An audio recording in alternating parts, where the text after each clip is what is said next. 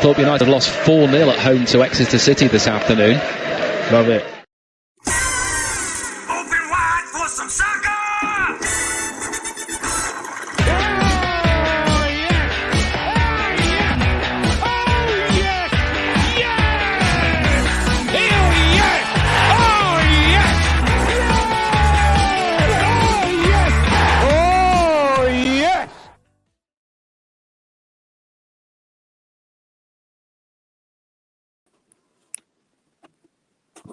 All right. I'm not. Can you guys hear me? Okay.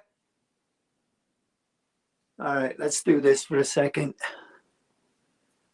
Perfect, Joe. We can Okay, hear you loud and clear. Okay. Perfect. Alex, right. you're muted. I'm doing really well. I'm saying welcome and everything. Good evening, everybody. It is a pleasure to meet you all. As you can already tell, we are joined by the great Joe Waters. Bruce has joined us as well. But Joe, thank you so much for joining us across from the other side of the world, looking over Seattle. How's everything your end? Thanks for having me, guys. I appreciate it. And everything is good. Life is good. I'm retired, so just looking at ways to fill the days. Well, there's always a spot open on here to talk about the last game. I'll be honest. Well, I mean, thank you everyone else for coming in with questions. I have most certainly got to hand over the reins. Unfortunately, Joe was a little before my time, which by the sounds of it, I should regret immensely. Bruce, I guess I should pass over to you. What are your abiding memories of Joe and? Well, I'm excuse me. I'm old enough, but I didn't start going until I was about 13. So Joe had departed by then, but I've got plenty of questions I'd like to ask and just things I'd like to hear about his career and things like that.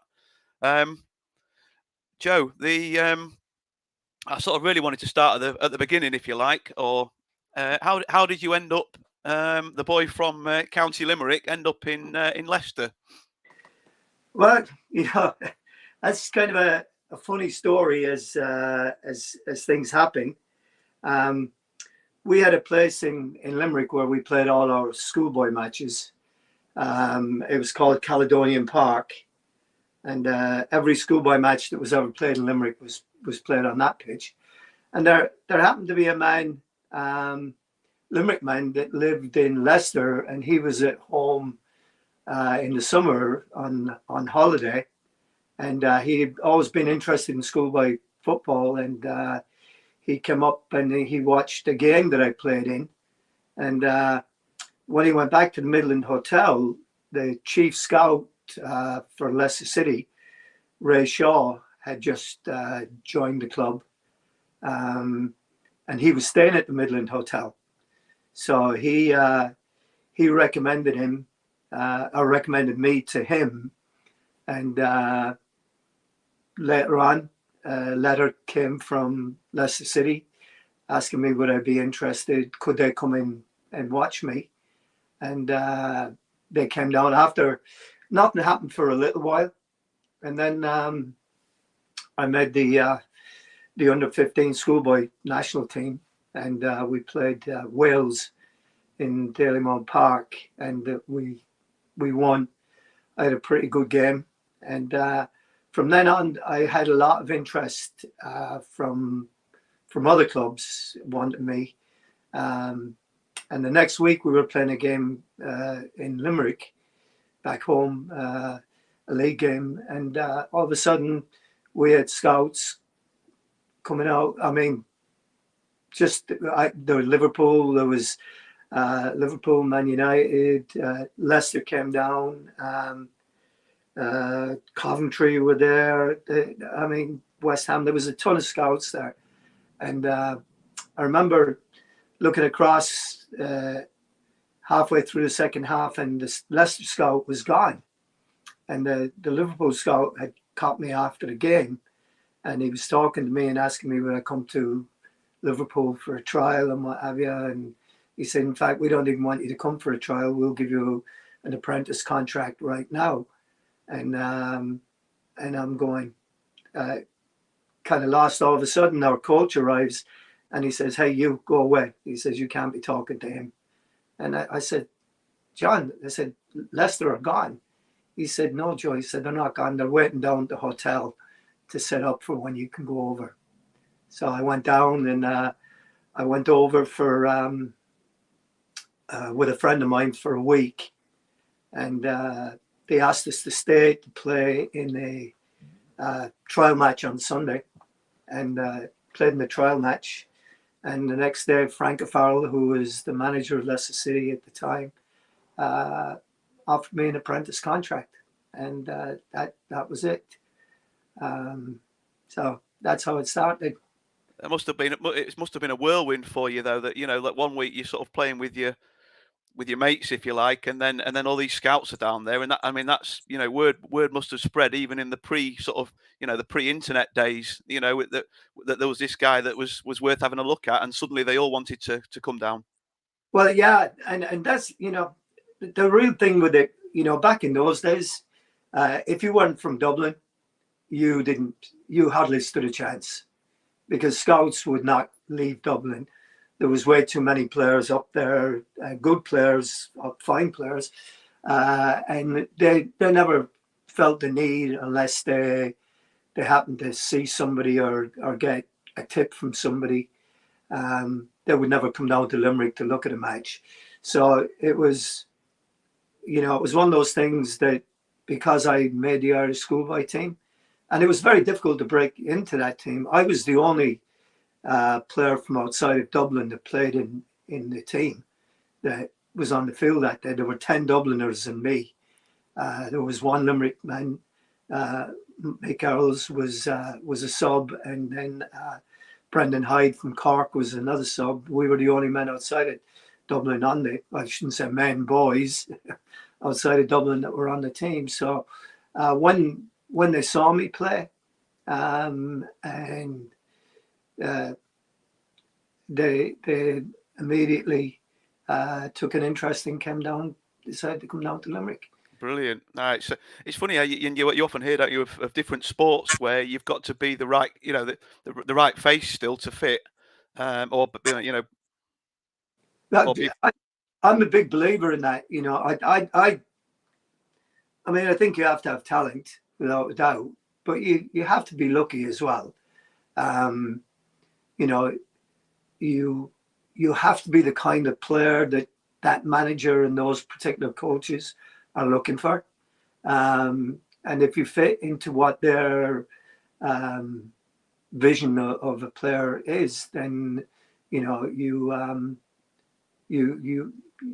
have a chance. At least you get a foot up. You get a foot in the door, and you get a chance to show yourself. And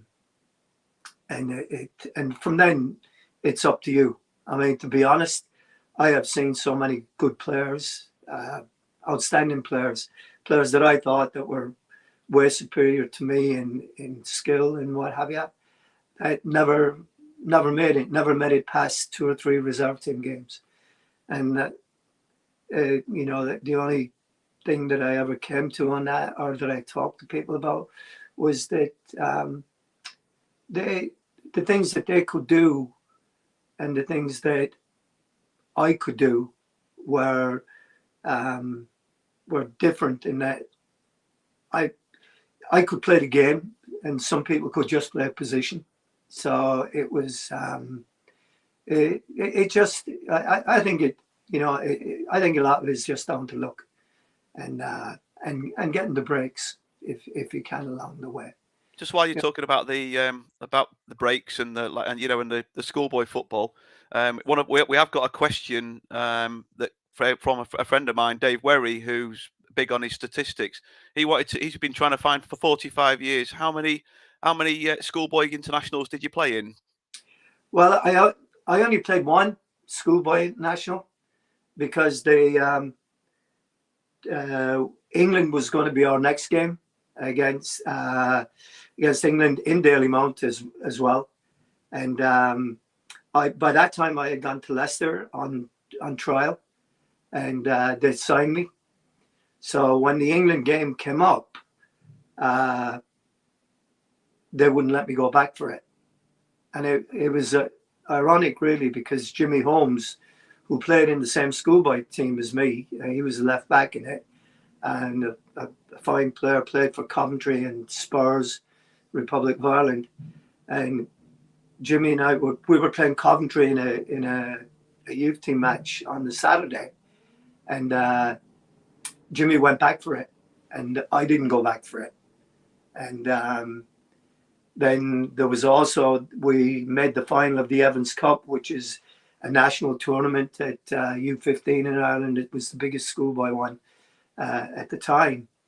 And we were playing Jimmy's club in the final of it. And he went back for that final, and I wasn't able to go back for it. So, you know, just one of those things, you know, that happens. So I had one schoolboy cap, and then I got at youth level, I got let me see, one against Wales in Wrexham, two against Iceland, and I was actually captain of the Irish youth team. We were in the European Youth Tournament, and we played Iceland and beat them in a two-legged affair. We played Wales, and at the time it was a time of some of the troubles in Ireland, and Wales wouldn't travel to Dublin to play us, so we got a walkover, and we went to Spain to play in the finals, and we played Yugoslavia, we played Belgium, and we played England in that tournament. And guys that were on the England team were Trevor Francis, Steve Cammack from Sheffield United, Phil Thompson from Liverpool, Kevin Beattie from Ipswich, Gary Locke from Chelsea. Just a star-studded lineup. Yeah, but you must have been. It must have been eyes wide open. You know, just like, wow, I'm here. I'm here. Did you your apprenticeship? I won't dwell on that too much longer. But did your time at Leicester? Were you? Did you sort of settle in okay? You were never homesick, or? Yeah, I was homesick. It's very difficult, you know, leaving a family of six. You know, we lived in a small house, you know, 3-bedroomed. There was 3 brothers, shared the box room, probably like most people did at that time. 4 sisters had a bedroom. They shared a big bedroom, and my mother and father had the other bedroom. And it was a very tight family. I mean, our whole street, Kilmurray Avenue and Kilmurray Court, they were together. And we were all very, very friendly. I mean, we were always on the streets together. We were always, whatever was to be done, we were doing together. Whatever sports were to be played, whether it was football, rugby, hurling, Gaelic football, running track and cross country, we all did it together at different times of the year. So the leaving of the family and the friends was very, very difficult, and it was a difficult time being an Irish boy going to England at that time, because it was the beginning of the troubles in the north, and it was hard to buy your way in. You know, I remember my first real recollection of anything was going into the boot room at Leicester when I went back over there, because after I signed, I went back home for a couple of weeks, and to get my stuff together. And my mother had just bought me a pair of boots before I went over there for my birthday, and I was, you know, they were the greatest things since sliced bread for me. But when you get to Leicester City and you have a pair of boots that were made in Ireland, and you're looking at all these guys with Adidas and Pumas and stuff like that, and guys are laughing at my boots when I walk in the in the boot room, and it was a little bit of you know, well, I'll show you guys on the field kind of thing, and you know, as luck would have it, I was the one that made it, and none of those guys did. But that was my first recollection of Leicester and what have you, and it was tough. But worth it in the end. But worth it in the sorry, end. Sorry. But worth it in the end. Oh, well worth it in the end. Yeah, but I mean, it was tough. There were times when I went in to see the boss, Frank O'Farrell, and I asked him to go home because I was missing home. Things weren't working out for me. You know, when you're used to playing all the time, and I was a pretty decent athlete growing up. I was very good at track and cross country. I was good at hurling. I was good at rugby. I was good at Gaelic football. I was decent at soccer and football. Sorry, and all of a sudden you get there and you're not playing, and you at the time you don't realize how much of a jump it is from schoolboy football to professional football, and things weren't happening for me. I wasn't getting any game time.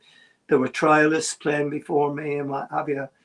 And I went to see the boss, and he said, "No," he said, "just be patient, just be patient." And one Saturday, we were playing Derby County at their training ground in Derby, and it happened to be my birthday, and we played, and we won 4-1, and I scored, and I had a very good game. And from that day onwards, I never looked back. I was in the third team all the time, then the youth team in the youth cup, and then I made it into the reserves just after I turned 16. I was about 16 and a half, I think, when I played my first reserve game. So it all went fine from then on, and then all the difficulties of it kind of went away. Brilliant. You liked to debut throughout your career, didn't you? Your Leicester debut, for anybody that's not seen it on YouTube, went pretty well, didn't it? Yeah. Rod Stewart and Robert Palmer sang a song, "Some Guys Have All the Luck," and sometimes I feel that that was kind of me, but yeah. I think you've been a bit gracious there. You scored 2 goals in the FA Cup quarter final, didn't you? I did. Yes, I did. The first, well, they were both good goals, but I think Barry Davis was on commentary, and it was what was that one? Was it? It just yeah. Anyway, it's very good. Yeah. Oh yes, for the youngster. Oh yes, for the youngster. That's it. You know it. Yeah, that's it. Yeah, little shot from outside the area first time, but yeah. But then after that, sort of chances were quite sort of hard to come by to get in permanently into, because Leicester were a first division side, weren't they? Yeah, I mean, we were a first division side. We were in the top 6. I mean, QPR and we were the game of the round that round, because we were both in the in the top part of the table, going for European football. But yeah, it was, and I played. Alan Birchnell was injured, and in those days it was very difficult to break in. I mean, the teams tended to be pretty, solid in what they were doing. I mean, I think I played in the semi-final of the Cup at Old Trafford, and my name wasn't even in the program. That's how they were in those days. They had the regulars on the program, and that was it. I managed to play a few games, that season, and then Birch came back, and I was in and out. I was in and out. I'd be sub, and I was, I was getting a look, and coaches were talking to me all the time. I mean, I remember we played with, of all things, Carlisle United got promoted to the first division in 75, I think it was 74, 75 maybe. And after the first few games, they were at the top. They were at the top of the first division, and we played them at Filbert Street. I was sub, and we were losing 1-0, and Jimmy Bloomfield put me on, and I came on and I played pretty well. And afterwards, the reserve team coach came to me and he said, we were talking about you, and I said, oh yeah, and he said, how does somebody that you don't think is in your top 11 players come on and make such a difference in a game? And somebody else said, well, maybe he should be in the top 11. And Jim went, well, but he doesn't have any experience. And Jim was a great guy for experience. He believed that you can't beat experience. And, at the time, Jim would sign a lot of players, and he signed a lot of players that were experienced players for about 100 grand, 150 grand. And that's kind of how he did it. And I kind of, at that stage, we'd gone to Sweden to play in a tournament, and Jim had stayed behind. He was signing Brian Olsen and Chris Garland, and we played in Gothenburg, and we won 2-0. And I scored and I made one, and I played really well. And we were in the final, and in the final we're 0-0, and about 2/3 of the way through the game, he pulled myself and Bob Lee off, and Brian Alderson and Chris Garland went on, and then that was kind of the end of it for me.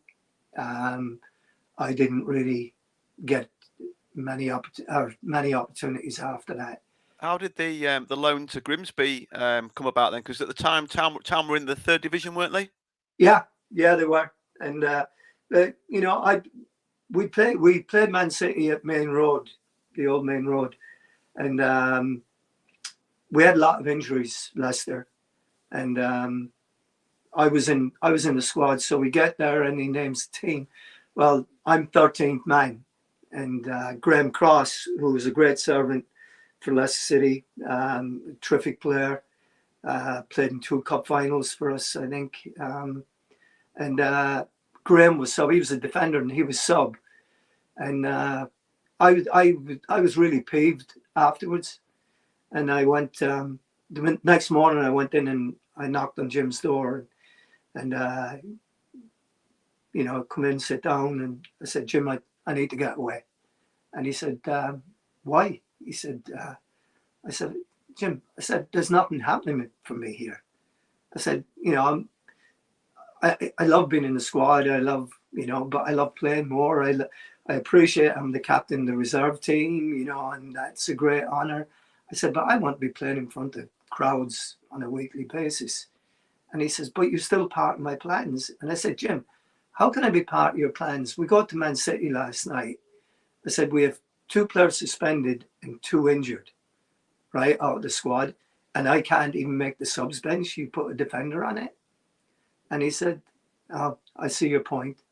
He said, okay. He said, well, I'll put you on the transfer list, but I won't tell anybody. Which doesn't do me any good. Brilliant. Yeah, cheers for that. Thanks very much for that. But yeah. So it was a double secret transfer, and it's... but there was a lot of people interested, and I kept hounding him about it. And there was word out that Grimsby were interested in me. There were quite a few lower division teams interested. But Jim says, no, he says, you're not going. He said, because they just want to take you on loan and they want to use you, and then you'll come back and what have you. So eventually, I remember we were playing at Norwich one day, and I was captain of the reserve team, and Peter Shilton was playing because Peter wanted to transfer at the same time.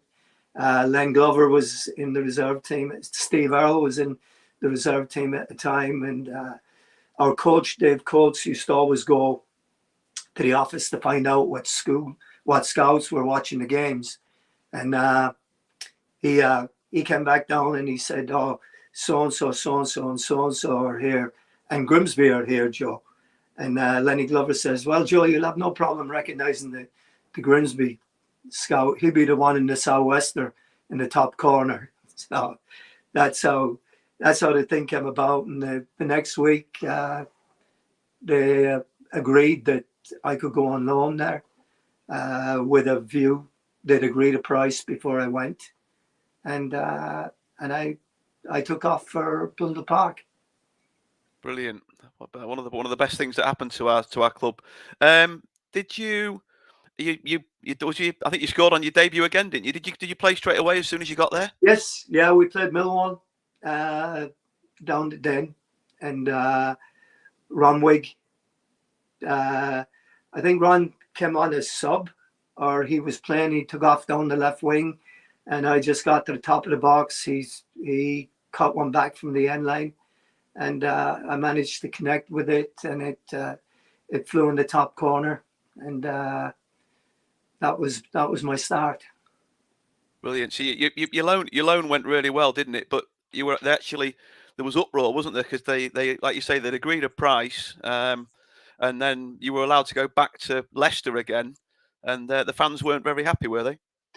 No, it was the loan period went really well. I really enjoyed it. I mean, it was great to be playing in front of decent sized crowds again and being appreciated. And I really enjoyed it, and I had a lot of fun doing it. And then on Monday, Tom Casey called me into his office, and he said, "Joe," he said, "I got bad news for you. The directors said I can't afford to buy you." I went, "What? I thought the price was agreed." He said, "Yeah." He said, "But they're backing out of it."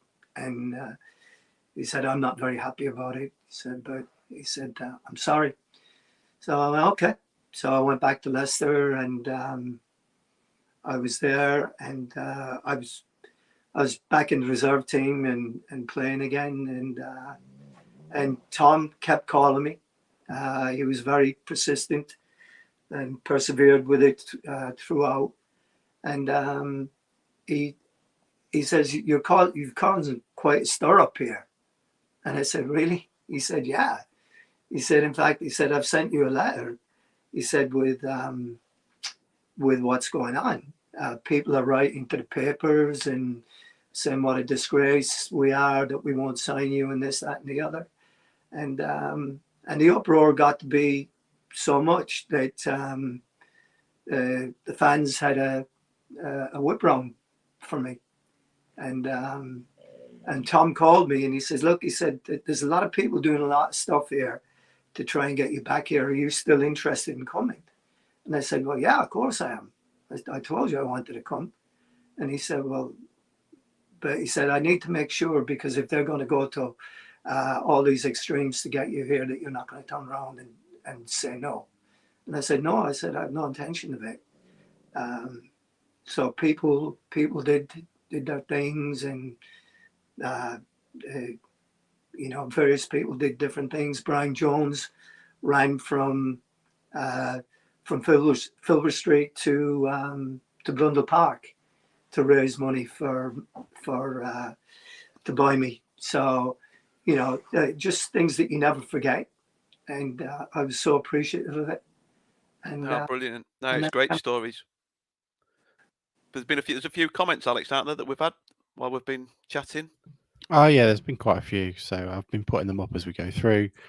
Andrew, speaking of that, he said he remembers the bucket being passed around down dock to help raise the transfer fee, and he then also said that his late father Jim watched Town since the 30s. He passed away about 6 years ago. Saw lots of games and lots of players, but Joe was his favourite of all. Can't think of a higher compliment. And John High says something very similar, saying sort of John was one of my childhood heroes. Who was your favourite midfield partner during your time at Town? I guess that's a good question to start with, really. Um, well, I mean, I had a lot of good guys that I played with. You know, it's very, very difficult to pick different people out because they were so different. You know, I played with Dave Boylan, who was a town legend and great player and great friend of mine. That was a big mid. That was a big midfield, wasn't it? You and Dave Yeah, Boylan. it was. We were. Yeah, we were the aerial team on that one. That's for sure. We won a lot of headers in that. And then Frank Barton played with us in there as well.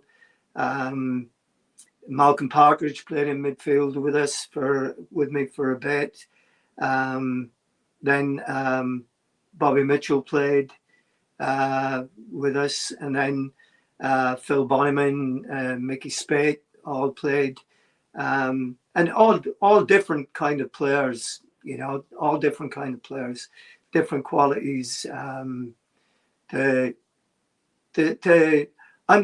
a big one to pick out, you know, favorite players that I played with or against, because there was always an understanding when you played that, you know, I may have been kind of the attacking player, but if my partner had gone and joined in the attack, then it was my job to fill in and sit in. So, I've never been one for the greatest players or what have you. So and so was this, so and so was that. They were all great players to play with. We had success. Didn't have some success because guys came at different times. You know, when we struggled a little bit. But you know, if you're talking about the ones that I had the most success with, then it probably be Bobby Mitchell. He and I played together and won 2 promotions together. So that would have been probably. And then, you know, Bob and I played together in the team that nearly went all the way from the 4th to the 1st division. And then when he left, we brought in the likes of Mick Spate and Phil Bonnyman, fine players as well. You sort of touched on it there a little bit, but you sort of almost sort of transgressed a couple of different eras, didn't you? Because when you first started, the likes of Dave Boylan and Frank Barton and people like that, they were coming to the end of their time at the club, weren't they? And the new batch of players, the local lads were starting to come through. And like you say, the first couple of seasons were a couple of seasons of struggle, but certainly the second season, that was when the sort of batch of local lads all started to come through, wasn't it? Yeah, I mean, when I first went there, you know, the club was kind of transitioning at the time. You know, there were a lot of older players on the team, and it was very difficult, and it's kind of when you're in a dressing room with a group of players that are not doing well, it is very easy to start pointing fingers and blaming other people or blaming people. And I really think that Tom Casey, who was an absolutely wonderful man, fantastic man, and a fine manager, didn't get the shakes, didn't get the breaks that he deserved, and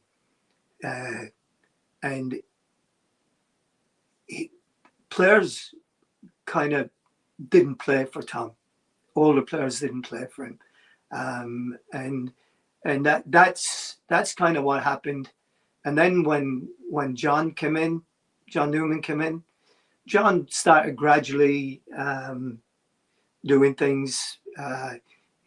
He brought Moro into the team. He started playing younger guys, and eventually, although next season we got relegated, but we were starting to see guys come into the team and play. Terry Donovan came in and played. Wrexham back in those days had a great team. Arthur Griffiths, Mickey Thomas. Oh God, who was up front for them? Great goal scorer from. His name escapes me now. But they were winning the Welsh Cup. They were in Europe, and they were just a terrific football team. And we played them at Bundle Park on a Tuesday night, and we beat them 3-0 or 3-1. Terry scored twice, and you were starting to see a little bit of what our younger guys could do. And then I'd watched our youth team play, and I'd gone up to Middlesbrough with them to watch them play up there because I had some relations. So I went up and watched them and visited my cousins while I was there. And the boys that were in the team, Drinky, Dave Moore, Batchy, Sean Moyer, who else did we have there that came through? I think Terry Donovan played in that team as well. Fordy was playing in that team because he was still young enough to play. So you saw the group of guys. Bobby Cumming might have even been able to play in that team. He was at the club a long time, Bobby, wasn't he? Yes. I didn't realise till recently how young he came. Oh yeah. I mean, he was there. Bob was there for a good while. So it was all that group of guys, and then we got relegated, and then John started adding his own thing to it. I think John brought in Batchy, he brought in Keith Hanvey, he brought in Jeff Barker, brought in Gary Little. Mick Brawley was already here with us. Tom Casey had brought him in, and Tom had signed all those guys that we just talked about, except maybe Bobby and Fordy. But and then we beat Middlesbrough, who were a first division team back then. Our youth team beat them in the Northern Intermediate final, I think, at home and away, Ayerson Park and at Bundle Park. And you kind of knew that there was something good coming. And it would take a little bit of time for it, but we started putting those guys in and getting those guys in, and they started getting game time, which is really important. And I've always been a big believer that it really takes a player about 100 games to become comfortable as a professional soccer player. And by the time the second season in the fourth division came around, our guys were starting to get 70 and 80 games behind them. Even the likes of Gary Little and Keith Hanvey and Mick Lester hadn't played a lot of games at Leeds and Man City, the clubs they were at. So there was, we were all learning on the job and developing as a group. It must have been really good with being around guys of a similar age as well. Young, all that. It was a really, really young side, wasn't it? And like you say, then the following season, obviously after the sixth place finish, the sort of building season, if you like, you got promoted from Division 4. Yeah. I mean, to be honest, I wasn't even meant to be captain of the team. I'd got myself in a little bit of trouble. Not from anything, it was on the field, but it was mouthing, disagreeing with referees when calls didn't go our way and what have you. And I totted up a few points, and I got to the 20 penalty mark, I think. And I was supposed to be suspended for the beginning of the next season. And John called me into his office after we played at Portsmouth. And, Portsmouth had a great support, and I think there was probably about 12,000 people at the game, and the atmosphere was electric, and it was just loud, and the referee blows for a foul against us, and I express my dissatisfaction.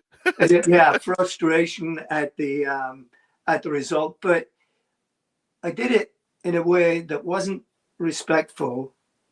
But at that moment in time, 12,000 people decided to shut their mouths, and only mine could be heard. And the referee came over to me, and I immediately said, "I'm sorry, ref. I'm sorry. I won't say anymore. I'll be quiet." He said, "Joe," he said, "I can't do anything about it." He said, "I'm being assessed today. So," he said, "if I don't book you, it'll go down against me." But he said, "Appeal against it, and I'll write a good letter for you, and you'll be okay." So he did. So, but John called me into his office and he said, "Look," he said, "I was going to make you captain of the team for next year in the 4th division." He said, "But if you can't curb your indiscipline with your with your frustration with referees, you can't be the captain of the team." And I said, "Okay." So he made Keith Hanvey the captain. And unfortunately for Keith Hanvey got injured very early on in the season. I think in pre-season, he got a really serious quad injury that nearly ended his career. So I kind of fell into I was next in line, and I managed to behave myself from then on. So that's how I got the job back as the per se. So I think the championship season, the following season, gets a lot of obviously naturally it's still our last championship over 40 years later. Do you the sort of the first promotion almost gets sort of lost a little bit, doesn't it? In that, what was if you had to pick one sort of highlight moment from that season, what would it be? Or can you think of something that was well really actually? That for me, the highlight of the season would have been the game at Northampton. I scored the winning goal with a diving header from a cross from Mike Brawley that got us promotion. But the goalkeeper that was playing for Northampton was Carl Jays, who played with me at Leicester and was the best man at my wedding. So that was even more sweet, kind of doing it that way. Was this before or after the wedding? This was well after it. Yeah. Oh, right. Okay. Yeah. We'd both moved on. He'd moved from Leicester to Northampton. I'd moved to Grimsby.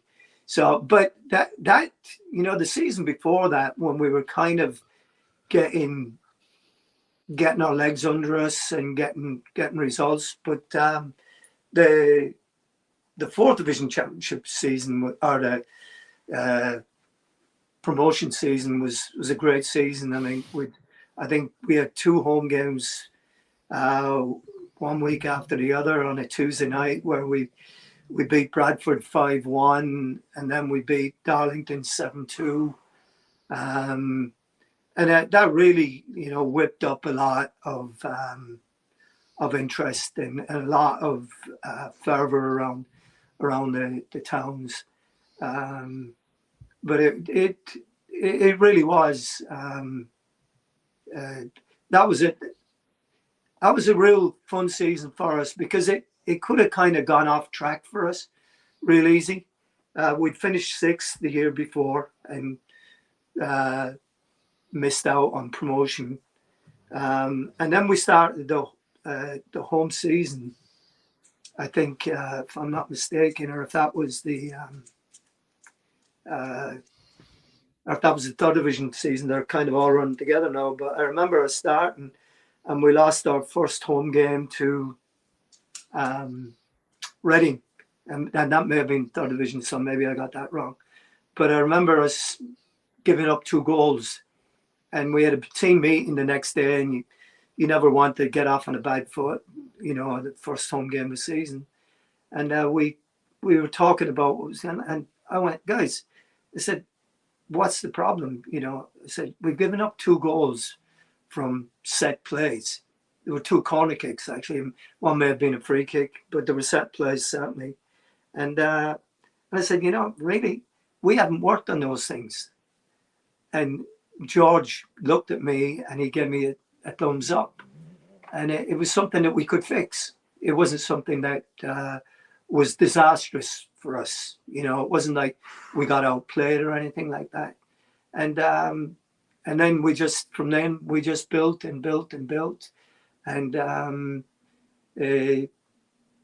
we had a little bit of a hiccup, and I say a hiccup. It was a draw, I think, on Good Friday, at home to I think Scunthorpe, it might be, and then on Saturday we played Bradford away, and we won 3-1, and we were kind of back on the horse again and off and running. So that fourth division season was really one that made me believe that we could be okay and we could hold our own. But then there was other fun things to happen. Exactly. I was just going to say, the following season, I watched yesterday your interview you did with Rowley after you left, as you were leaving, and you mentioned obviously that was your favourite season. Do you want to just sort of talk us through that and the big cup games and your particular memories of what was an incredible season for Town? Yeah, it was.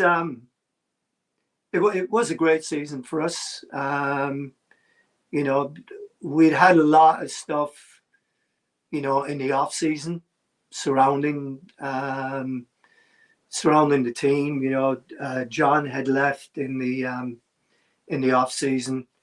I was a free agent. I was out of contract, and I was getting pretty decent offers. And you know, when I say decent offers, they were 3 and 4 times what I was making at Town. But I never really wanted to go. I just wanted to be paid, you know, what the going rate was at the time, and the club was reluctant at the time to do that. But we did. So John had gone. I was in dispute contract wise. After we got promoted at Northampton, we lost our next games. I think we lost. We may have tied one at Newport, and then we lost against Barnsley and against Doncaster. And Jack Lewis, a former Town player, who's a great friend of mine and a terrific player, which I would have loved to have seen Jack Lewis play in our team. He would have added something to our team that his sheer pace and his ability to score goals. But Doncaster beat us 4-3, so the season ended up on a downer, really.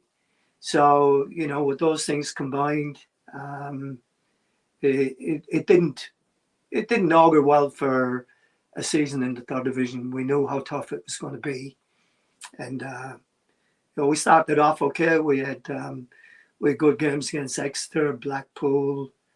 Trying to think who else we played early on. We lost to Chester. We lost twice to Chester in a short period of time. For some reason, they were a bogey team for us at that particular season. But then we went on, and we were inconsistent, to say the least. We were trying to get the grips with the difference in the third and the fourth division, and I think the Notts County League Cup game may have been the one that kind of galvanised us. We beat them 3-1 at Blundell Park, and then we had the games with Wolves, which were another huge thing for us. And as in between those, we started picking points up. I mean, I think that we were maybe in the bottom 5 or 6 at one point, maybe 3 or 4 points above relegation. And then we started picking things up, and we started going on a run. And we just kept going and kept going and kept going. And then we got the Wolves games, and then after the Wolves game, it was a little bit of a disappointment. After we lost at Derby, against them was a bit of a disappointment. I think then we lost at home to Blackburn, who had a fine team. They had Howard Kendall and Glenn Keeley, all guys that had played in the first division prior to that. Noel Brotherson was there with them. I'm not sure if Duncan McKenzie was not there with them at that time, but we lost that one. And I think that was the only time that we lost 2 games in a row around that time. But we started climbing, and then at Sheffield United, just after Christmas, they were top of the league, and they were flying, and we got a draw there, even after we went down to 10 men. So we built and built, and then we just kept going with it. And I think that one of the funniest ones was the Wimbledon game. We went to Wimbledon, and we were the other teams that played, I think, on the Friday night and had good results. And we go there, and it didn't start well for us. I think we went a goal down. We came in at halftime, winning, I think, 2-1. And then, we had a bit of a kerfuffle in the dressing room. There was a little bit of handbags and, yelling and stuff like that. Well, we came out in the second half and we were a totally different team. And we often laugh about it because at the end of the day, the other teams were watching out for the results. And when they heard Wimbledon 3, and they must have all have been going, oh, yeah, we've caught them. We've picked up a couple of points to them. Grimsby Town 6. They all went, oh, no. So that was something. And then after that, I think maybe we lost one more game at Southend, I think it was. On a Friday night, we lost 1-0. In between time, we'd had terrific games with Chesterfield, the 3-2 games. We had Muro sent off in one, we had Bobby sent off in the other one, and we still managed to come through and win in those ones. So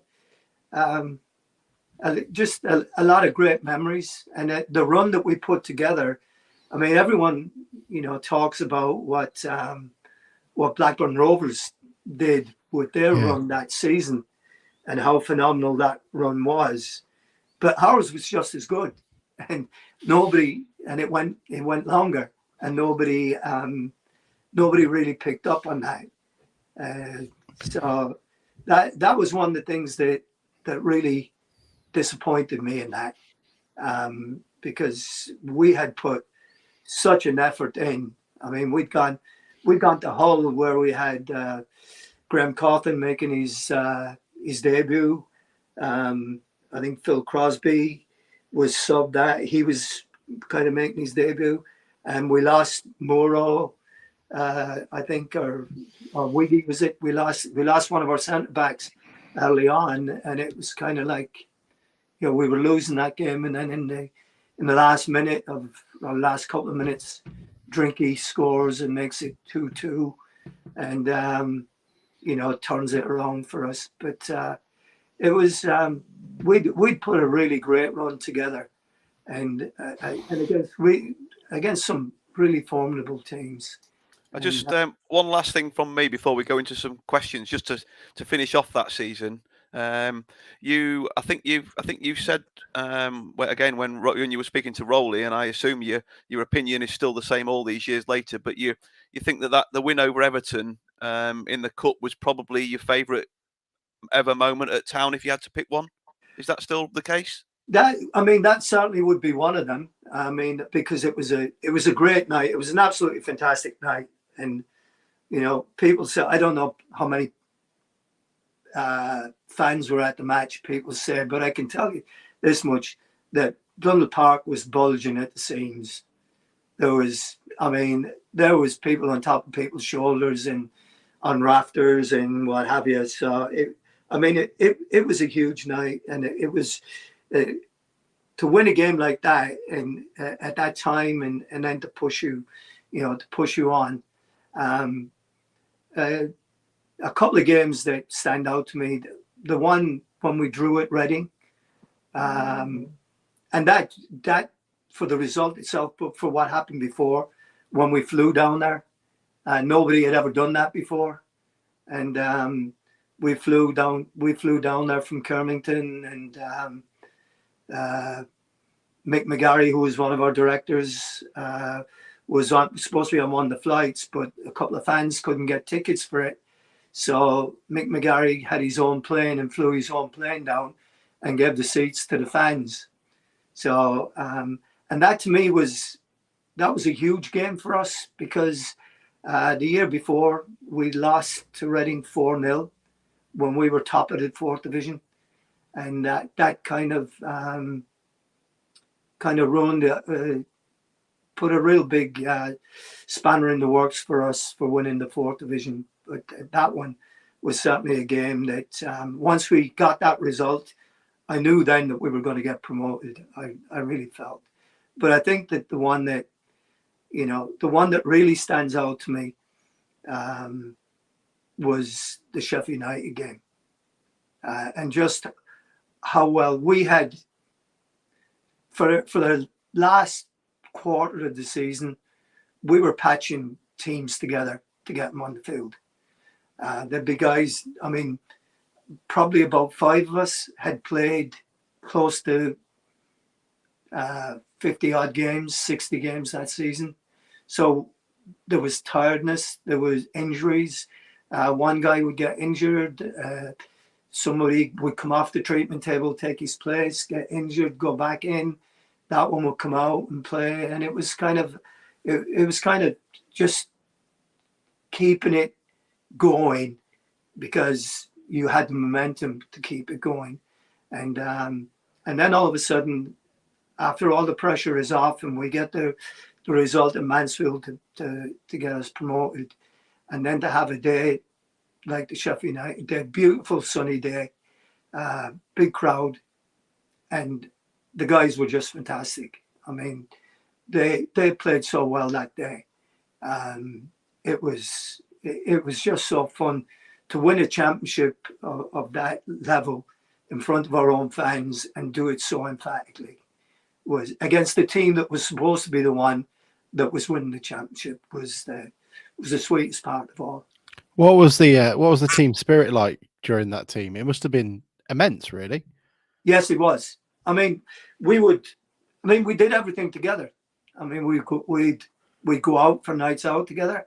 On a Saturday after a game, a home game, we'd all go home and we'd have your dinner. You'd probably go to the local. I'd go into the Plough and meet up with the people from Tetney and hang out with them, and then go into town and we'd probably meet at the Fish. You wouldn't walk though, would you?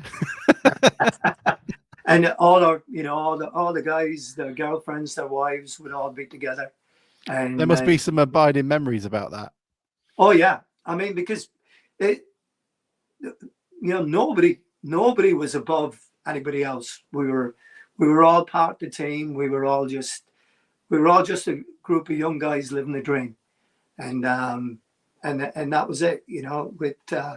It was just great. George had used to go to a Greek restaurant over by Grimsby Station, and the owner of the restaurant said, "Hey," he said, "if you guys win the championship," he said, "I'll bring the whole club here and feed them for free." And so it wasn't Vassos at the Othello, was it? It might have been. I forget the name of it right now. It was just right around the railway station, if my memory serves me correct. So we got the bus from Peter Sheffield, and we all go down there. George had got some beers and things for the bus, and I love how people talk about what Alex Ferguson did at United, where everybody was so important to the group. But that was our group. and we did it. We were doing it before then. We had a lady that worked worked for the club, and her name was Kate, and she was in charge of cleaning the kit, doing all sorts of things, feeding us before away games when we'd leave on a Friday. She would get the soup and the sandwiches ready for us and the whole thing. And she and her husband John were lovely people, great people. She was a big wrestling fan, and she'd be down on the pier when there were wrestling nights, and she'd be yelling stuff at Les Kelly and all those guys, wanting to throw chairs in the ring and what have you. And just a great lady. And I mean, when we went to the restaurant, we're all sitting. It's not the guys sitting together. We're sitting with everybody else. Frank Bridge and his family. Frank was our groundsman. We had anybody that was associated with our group. Kit and John sat with me at our table, and it was we were a club in every sense of the word, and that's what made it so special, because everybody was a part of our success. And our only thing every Saturday night that we had we had a monthly draw for the lottery. Yeah. We'd have 78 guys go to whatever club it was and mix with people and do the drawings and what have you. And that's just the way it was. And that's what we were a part of the community. We were playing for the community. That's just who and what we were. And with all those lads that were local lads, what else could you be? That's you true. couldn't be anything else. Look, before we go, before we have to let you go, I've got to go through some of these questions because there's a lot. Rob McCleven says your goal v Barnsley on Good Friday in 1982 is the greatest in the history of solo goals. What were you thinking as you went from the halfway line to their goal? Well, it was one of those things. That game, we were 2-0 down. And Barnsley were killing us, absolutely killing us. And I remember walking off at half-time with Ray McHale, who was the Barnsley captain, and we were good pals. And he said, Joe, I can't believe this. He says, I've never won at Grimsby. And he says, mind you, he says, the game's not over yet. It's only half-time. So we go out in the second half, and people talk about the game. I have a different memory of that, and when things changed, and it just happened to be my own perspective.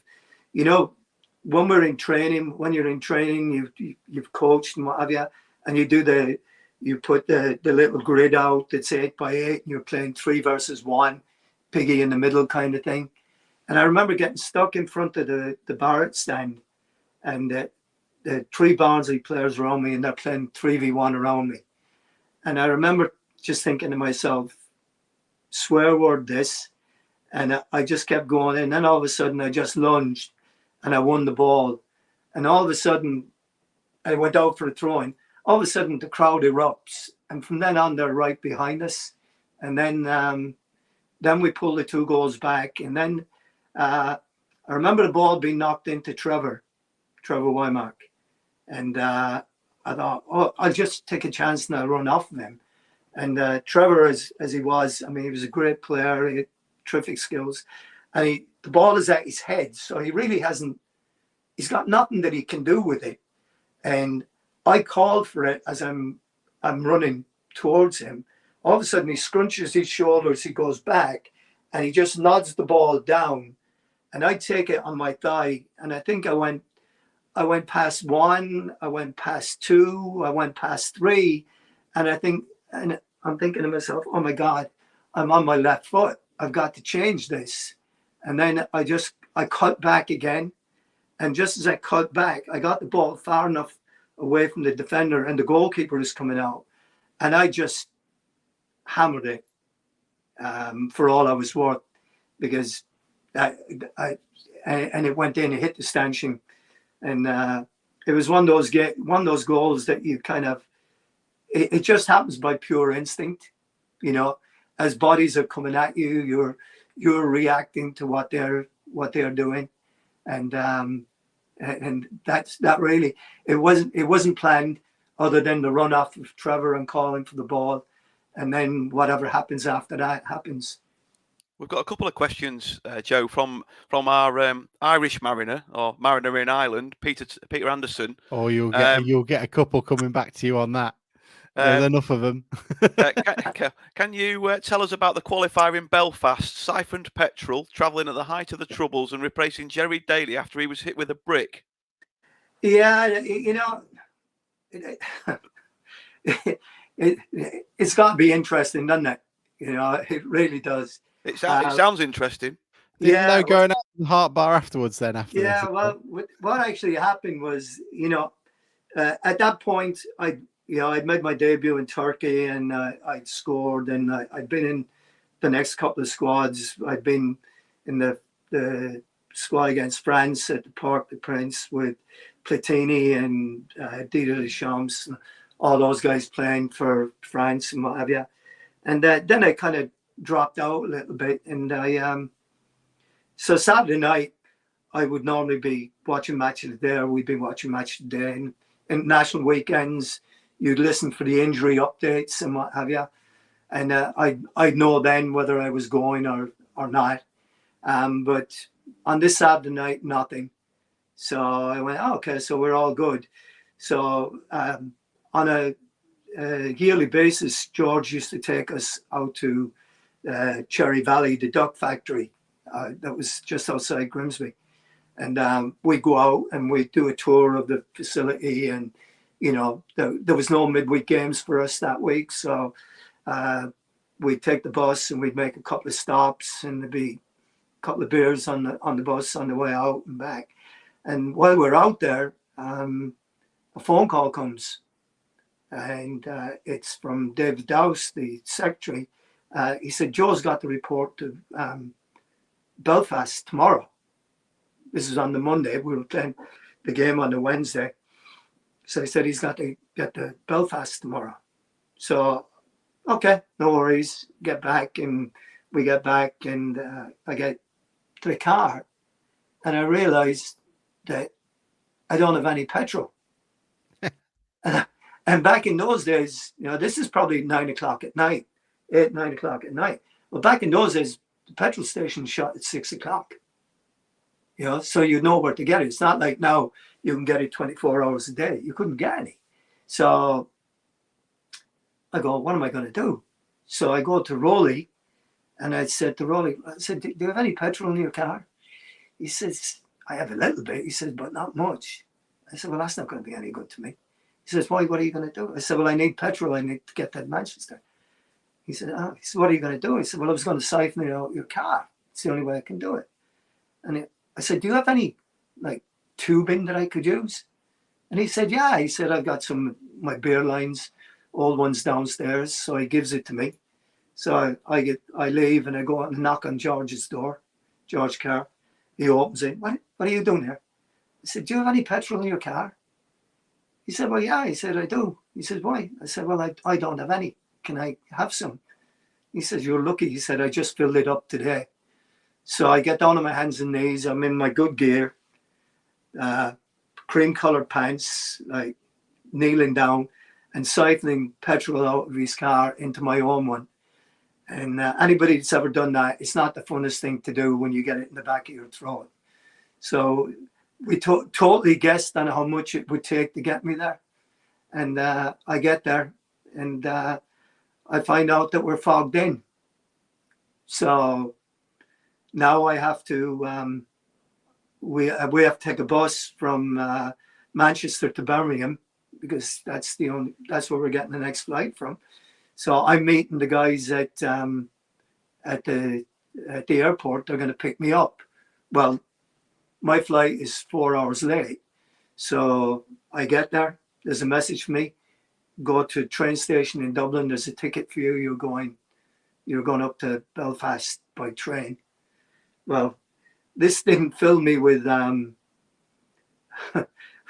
with any happiness, because this train had been wrecked a couple of times, had been attacked a couple of times. So, And it's heading straight to the Europa Hotel. yeah, and we're heading up there, and the next thing I think we get up, luckily enough, I meet some of the Irish press on the way up, so I'm sitting with them on the way up, and we get off at the station, and I have to get a taxi. We're not staying in the city. We're staying outside in the country.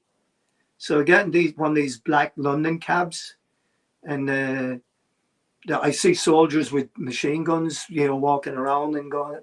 I'm terrified. I haven't seen anything like this before, And I get into the taxi, and then all of a sudden more people start getting in. So now I start panicking more, and the guy starts dropping people off around Belfast, and he says, "Okay," he said, "we'll take off, and I'll take you out to the hotel." And as we're going out, he says to me, "Well," he says, "You, what are you doing in Belfast?" I said, "I'm here on business." He said, "Oh, are you here for the big match tomorrow?" I said, no, I'm not. I'm just here on business." I didn't dare tell him. I thought I was going to end up down the lane somewhere with a bullet in the back of my head. And so I got out there anyway, and got into the hotel, and we played the game. And of course, poor Jerry gets hit by the brick, and then I'm next up, and that was it. But a very hostile environment. It's a brilliant story. In fact, like you say, in different times, isn't it? It's just a different, brilliant story. But Joe, we're going to have to wrap this up in a minute. Can we get you back on at some point to discuss the rest of your time? Would you be happy to do that? Oh yeah, anytime. Yeah. Right. Well, I've just got one more question that I think is a good one to finish the questions, because we've got quite a few questions, Alex, that we haven't got through, haven't we? And we've got, like I say, there's a bit more of your time at town to discuss at some point further down the line. Trevor Houston asks, ask him about when he went on holiday while living in Tetney and blew up his hot water system. We lived opposite him, and my dad had to redecorate for him. Yeah, I don't quite know what happened with that one. I'm trying to think exactly what happened on that one, because it sounds messy. It was messy, and I think what happened was that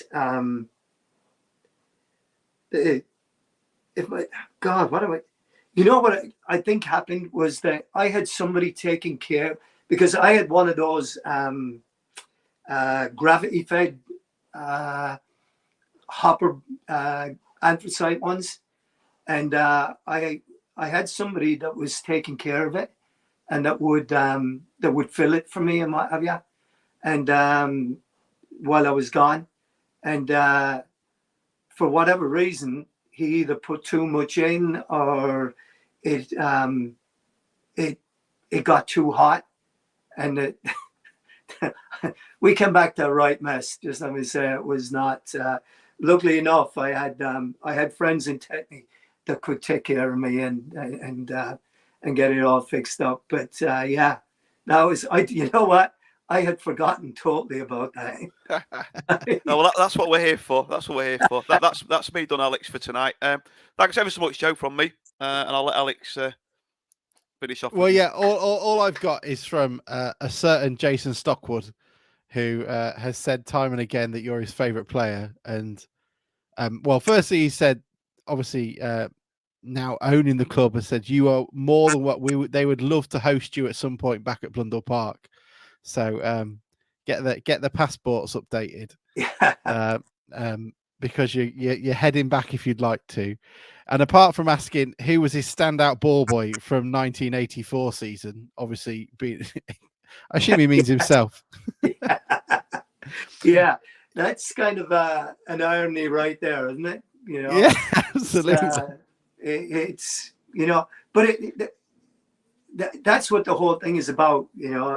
The whole thing is about being a part of a club and being a part of a community, and who knows when we're kids what you're going to go on to, and that was one of my favorite memories of being at the town was when we had, as it was called back then, it's politically incorrect to call it that now, but we had a supporters club. They were called the Handicap Supporters Club back then. I forget what they're called now, but they used to charter their own bus and follow us all over the place. And before every game, I would make it a point to go over and say hi to them wherever we were, because they were so special to us, and they just went everywhere with us. So it was and that was part of the community. That was part of what made it so great to be with Grimsby Town, is all the things that we did to include everybody as a part of us. And I think if that's the most abiding memory I have of the club, of us going from great disappointment after we were relegated, and then to go as far as we nearly did in the finish. I think that's not a bad place to end it. He did ask a question about going to the US, but we'll leave that for the next part of this. Okay. Joe, it has been an honour to meet you, and it's a massive shame on my behalf anyway that I haven't been able to see you play, because it sounds incredible. Bruce, thank you as well for organising it, being the producer on it. Thank you, mate. No, it's been a pleasure, Joe. And like I say, we could have talked for hours, so I think we better split this into two, and we'll speak to you again soon. Hey, I'd love to, Alex. Thank you, mate. Thanks very much, boys. Thank you. No, my pleasure. Speak to you soon. Thank you, Joe. Bye-bye.